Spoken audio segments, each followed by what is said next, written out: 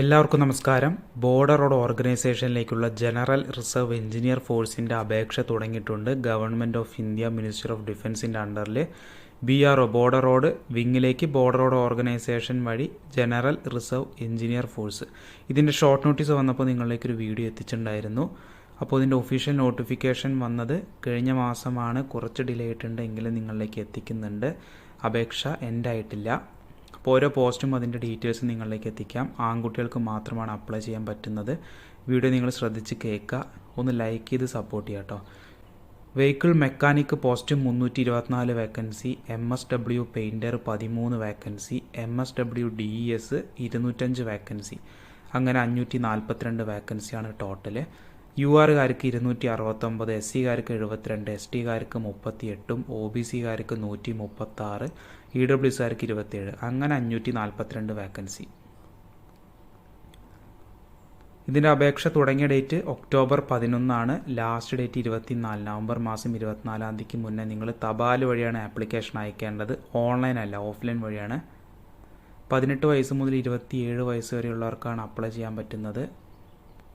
Vehicle mechanic ആണെങ്കിൽ 24 November 98-നും 24 November 2007 ഇടയിൽ ജനിച്ച ജനറൽക്കാർക്കും, 24 നവംബർ 95-ഉം 24 നവംബർ 2007 ഈ പറഞ്ഞ ഏജ് ഓഫ് ക്രൈറ്റീരിയയുടെ ഇടയിൽ ജനിച്ച OBC-കാർക്കും, 24 നവംബർ 93-നും 24 നവംബർ 2007 ഇടയിൽ ജനിച്ച SC/ST-കാർക്ക് വെഹിക്കിൾ മെക്കാനിക്കിലേക്ക് അപ്ലൈ ചെയ്യാം.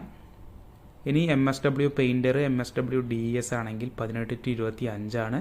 ജനറൽ ആണെങ്കിൽ 24 നവംബർ 2000-നും 24 നവംബർ 2007, OBC ആണെങ്കിൽ 24 നവംബർ 97, 24 നവംബർ 2007, SC/ST ആണെങ്കിൽ 24 നവംബർ 95-ഉം 24 നവംബർ 2007. ഈ ഒരു ഏജ് ഓഫ് ക്രൈറ്റീരിയയുടെ ഇടയിൽ ജനിച്ചവർക്ക് ഈ രണ്ട് പോസ്റ്റിലേക്കും അപേക്ഷ അയക്കാൻ പറ്റും. ഇതാണ് ആപ്ലിക്കേഷൻ ഫോം. ഈ ഒരു ഫോമാണ് നിങ്ങൾ ഫില്ല് ചെയ്തിട്ട് പറയുന്ന അഡ്രസ്സിലേക്ക് അയച്ചു കൊടുക്കേണ്ടത്.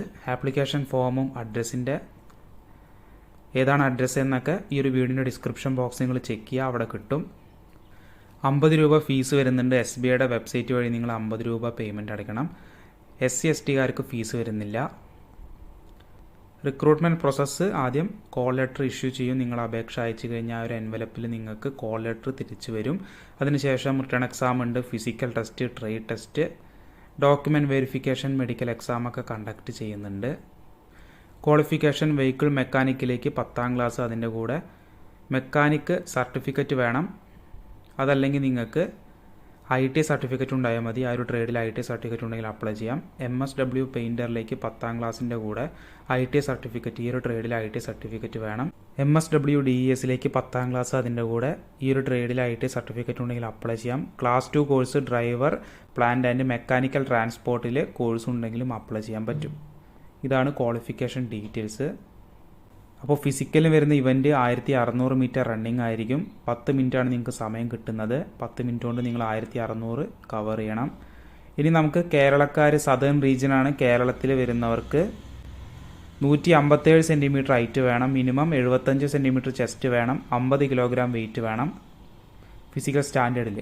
ഇതാണ് ഡീറ്റെയിൽസ് ആയിട്ട് വരുന്നത്. എന്തെങ്കിലും ഡൗട്ട് വരികയാണെങ്കിൽ വീഡിയോൻ്റെ താഴെ കമൻറ്റ് ചെയ്യുക. ഡെയിലി പ്രോപ്പറായിട്ട് അപ്ഡേറ്റ്സുകൾ കിട്ടാൻ നിങ്ങൾ ചാനൽ സബ്സ്ക്രൈബ് ചെയ്യാൻ മറക്കണ്ട. ഈ ഒരു ആപ്ലിക്കേഷൻ ഫോമും അഡ്രസ്സൊക്കെ ഒരു വീഡിയോൻ്റെ ഡിസ്ക്രിപ്ഷൻ നിങ്ങൾ ചെക്ക് ചെയ്യുക, അവിടെ കിട്ടും. അപ്പോൾ വീഡിയോ ഒന്ന് ലൈക്ക് ചെയ്ത് സപ്പോർട്ട് ചെയ്യാം. നമുക്ക് എന്തായാലും നെക്സ്റ്റ് ഒരു നോട്ടിഫിക്കേഷനായിട്ട് കാണാം. എല്ലാവർക്കും ബൈ, ജയ് ഹിന്ദ്.